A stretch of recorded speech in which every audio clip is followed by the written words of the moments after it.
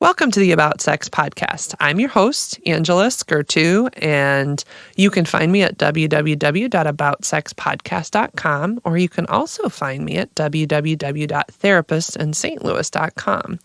Today, I actually don't have an interviewee, so I decided to do an episode about infidelity. One of my biggest practice pieces is working with clients who've been impacted by infidelity. In fact, I have been in business now for 9 years doing therapy, and about 60 to 70% of my client caseload are people who are working through infidelity. And so I thought today could be a fun day to explore what happens when somebody is going through an infidelity and how couples actually work through that process. Because quite a few of my clients and potential clients are always interested in, like, is this something that can be worked through? What do you do? How do you make it through this issue? And so that's what today's about. All right, now before we get into this next conversation, I just want to stop to give us a word from our new sponsors. So I am now working with a really cool company called Let's Get Checked. You can find them at trilgc.com/staykinky. What's really cool about this company actually is that they're doing testosterone testing for men and hormone checks for men and women. A lot of people are struggling with hormonal imbalances and reduced testosterone levels, which really can impact your sex life.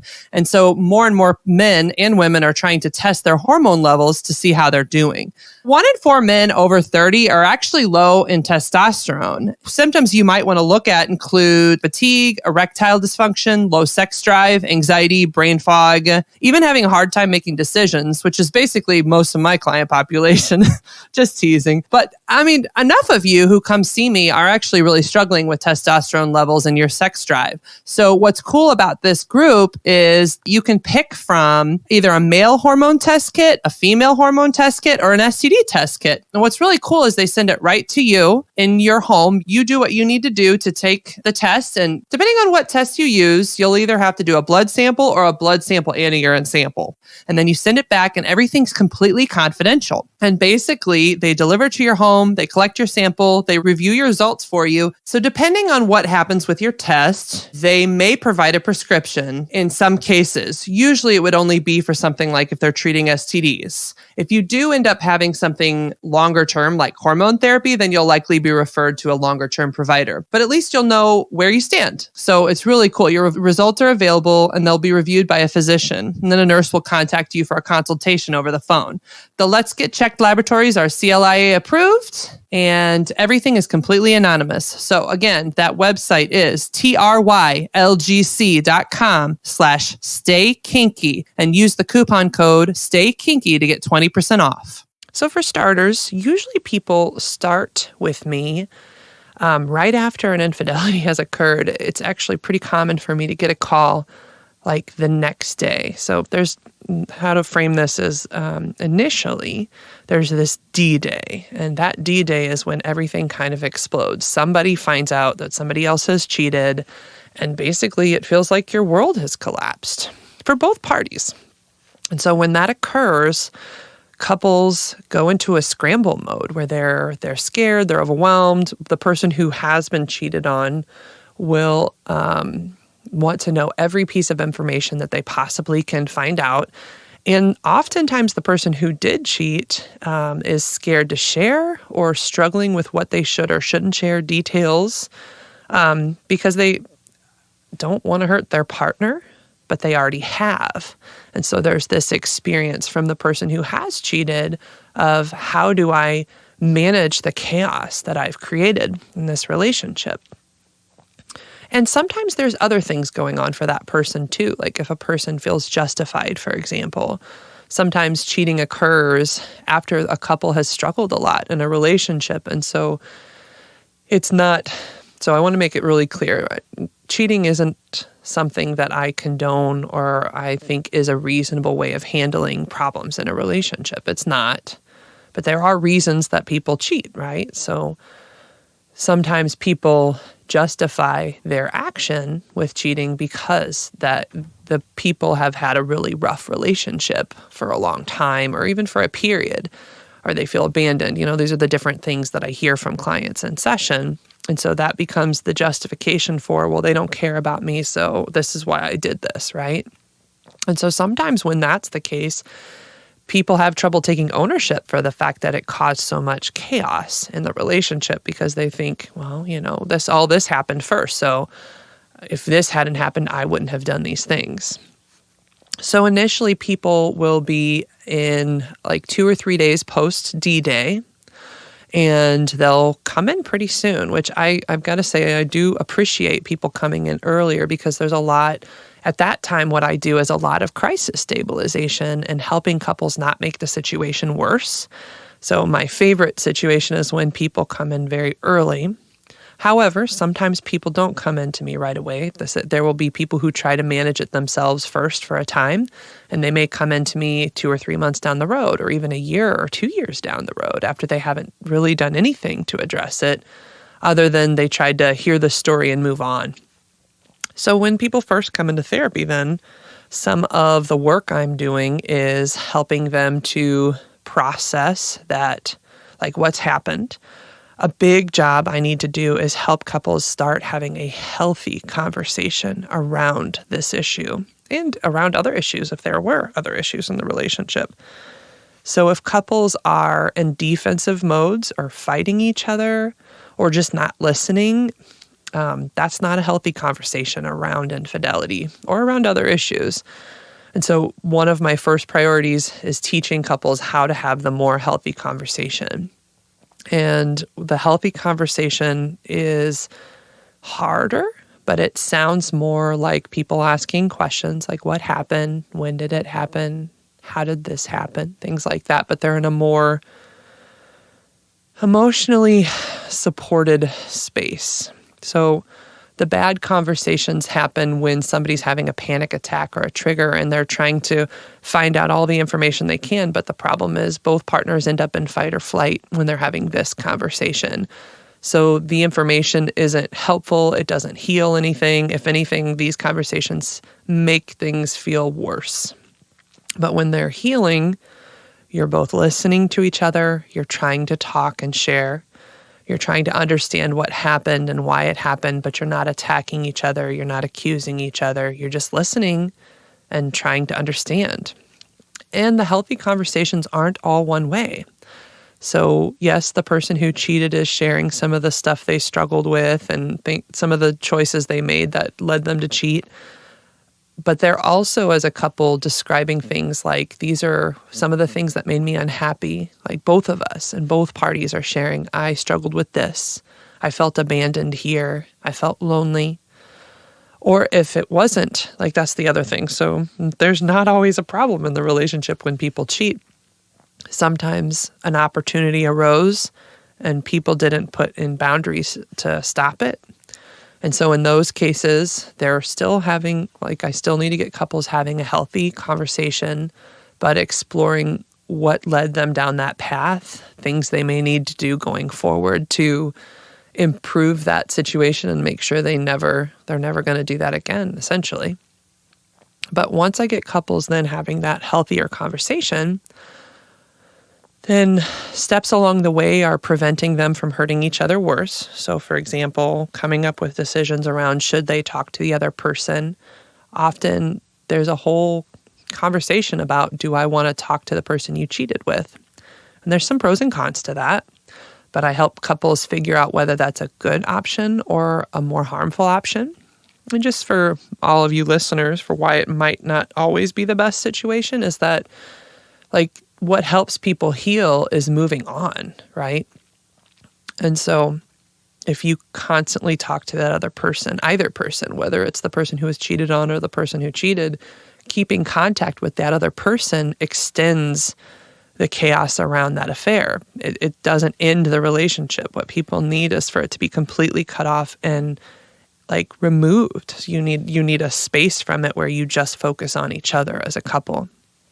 And so I've seen it be harmful either side. If somebody who was cheating still can't let go of that person and keeps talking to them and saying, well, we're just friends now. But it's I'm sorry, it's hard to explain this, but this is a person you cheated on them with. So staying in contact with them just causes more harm. It makes them feel like you're still choosing that other person over them. So in the most ideal situations, that situation ends. There's no more talking. But I've also seen it be harmful with the other person, the person who was cheated on. The hurt partner is what we typically call them. If they keep talking to that person, even because they're angry and they're like, I've seen people go into, like, every time they talk to that person, it re-triggers the hurt around the situation. And so usually what I counsel people to do is if they need one conversation, one is fine, but no more. And I usually don't suggest in person because sometimes violence occurs and that can impact people long term. Like, if you go beat somebody up, you can go to jail. even though they cheated with your partner, doesn't matter. Like, that's something that can impact you forever. So, I usually suggest if they do have a conversation with them that it either be on the phone with both parties present, so both the person who cheated and the hurt partner, and that the conversation really be a putting that person in their place, like, don't ever talk to us again, don't ever reach out again. But it doesn't have to be a phone call. It can also be an email that the couple sends as a team that says, don't ever reach out again. We're working on ourselves. You're not welcome in our lives, period. It's just, but whatever it is, it's basically meant to oust the other person so that the whole focus now is how do we as a couple start to heal? So that's another thing we address is how did we exit that person from their lives? And then another thing we start to address in that crisis phase is what are the things that were difficult in the relationship? What were things that were missing? Because even in situations where people weren't necessarily unhappy, I have noticed that couples go through a disillusionment in their relationship after they've been together for a while. I don't even think it's not always that like they were having big fights or angry, but sometimes they were just bored with each other. And I don't think we as a society talk about this disillusionment, this sort of like, you're in the relationship, but you're kind of going through the motions and you're just not as invested. Like there are ways that people check out from their relationship. And so what I often find is while things weren't necessarily bad or terrible, there was a portion of their lives that they were just bored and feeling unfulfilled. And again, none of these are excuses for why people should cheat. I really do not condone cheating. But these are meant to help people understand why people do this and how they cross these lines. And so a very common thing that happens is people will have a period of disillusionment or boredom. And another common thing is if somebody very significant in their life has passed away, so like a parent dying or a child or a sibling, somebody that was really important, a friend, because death makes people reevaluate their lives. And so you can go through these boredom periods or disillusionment periods for a time, but when a death occurs, it makes you reevaluate what you want out of life. And so that oddly is a common trait of affairs as well, is somebody passing away about a year prior or close to the time it occurs.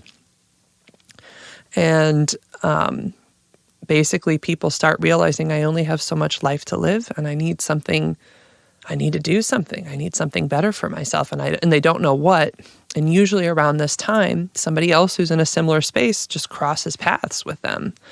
And that's how affairs start.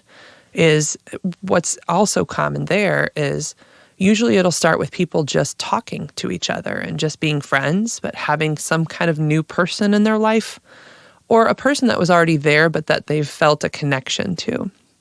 And then over time, they just start talking and engaging, and then it seems to like rev up quickly once somebody starts flirting or talking, and this is the thing. So what people will do is they'll justify it because it'll feel innocent at first, right? Like we're just talking, it's just somebody to share some life with, right? And so that's a way they kind of justify it and compartmentalize it.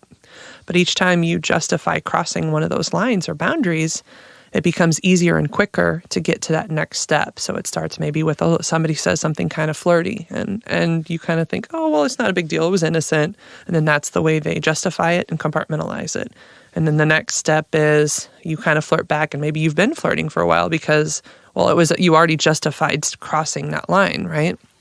And then it'll move towards somebody actually says or like lets out that they like the other person, or if there were a situation where you could be together, it would be you would choose each other.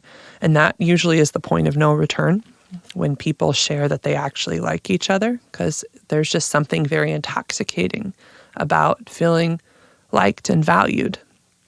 And so at a point, though, what's interesting is there's usually a time at that point where they realize, oh my God, we've crossed a line, and they'll be like, we can't do anything. And there may even be a pull back around that time where they avoid each other for a moment, but then they're drawn back because there's still that sense of disillusionment and lack of fulfillment in their lives. And so they inevitably get drawn back together until they keep crossing those boundaries and justifying that, and end up together.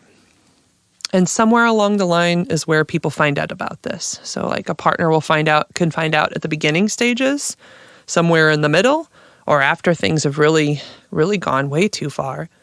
And what's interesting is the partner who did cheat is often very confused about what happened and how it happened. So by the time people see me, there will be this other conversation of how did this happen? Why did this happen? And some of my therapeutic process is helping couples talk through that and figure out, like, how did this happen, or why? What's wrong with us, or what's wrong with me? And the person who cheated often can't give very good explanations for why they did what they did. They struggle to explain it because they really don't get it. Like it just kind of happened, and that's what it feels like for them. And it happens so fast. And every one of them says, this isn't me. This isn't who I am. Like, I'm not this person. Yet somehow they did this thing. And so that's the big challenge, is that helping that person who did cheat come to an understanding of like what occurred to allow them to get to that space. But then for the person who was hurt by the cheating, their goal is figuring out like why this happened, what can be done, what blame is mine and what blame is yours. And the hardest part is helping couples figure out how they're going to work as a team to fix it going forward. Because the person who is hurt often says, I don't know if I should stay. I don't know if it's safe.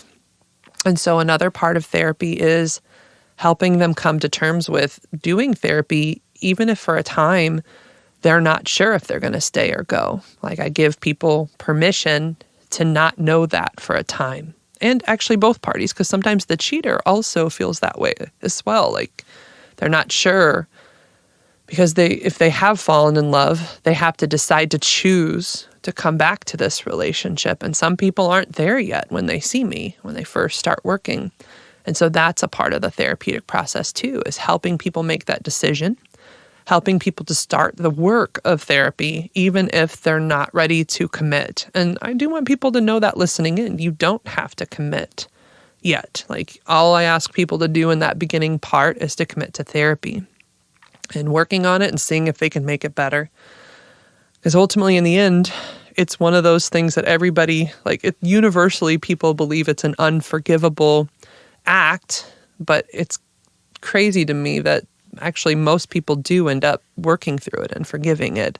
I mean, not right away, obviously. That's another thing that we work on in therapy, is how to forgive, what that process looks like. Sometimes I have to basically teach people, forgiveness isn't something you do all at once and just move on. That's just not how it works. Forgiveness is a process, and essentially I'm walking a couple through that process in therapy. So for anybody listening in, that's actually just a taste, just a hair of some of what we work on, but just giving you an idea of what therapy would look like if you did come in and try to work on things, if one of you has cheated and you're just trying to find your path. And not all of it's in the crisis phase. At a certain point, we move on and we really work on the relationship issues and address how you guys as a team can prevent this from happening going forward, but how you can make the relationship as strong as possible so that neither of you has any reason to cheat. But at the same time, please don't mishear me. I'm not giving justification for it. You are always responsible for the choices you make in this world. So anyhow, this has been Angela Skurtu, and you can find me at www.therapistinstlouis.com. You can also listen to this podcast at www.aboutsexpodcast.com. Thank you all for listening, and stay kinky, St. Louis.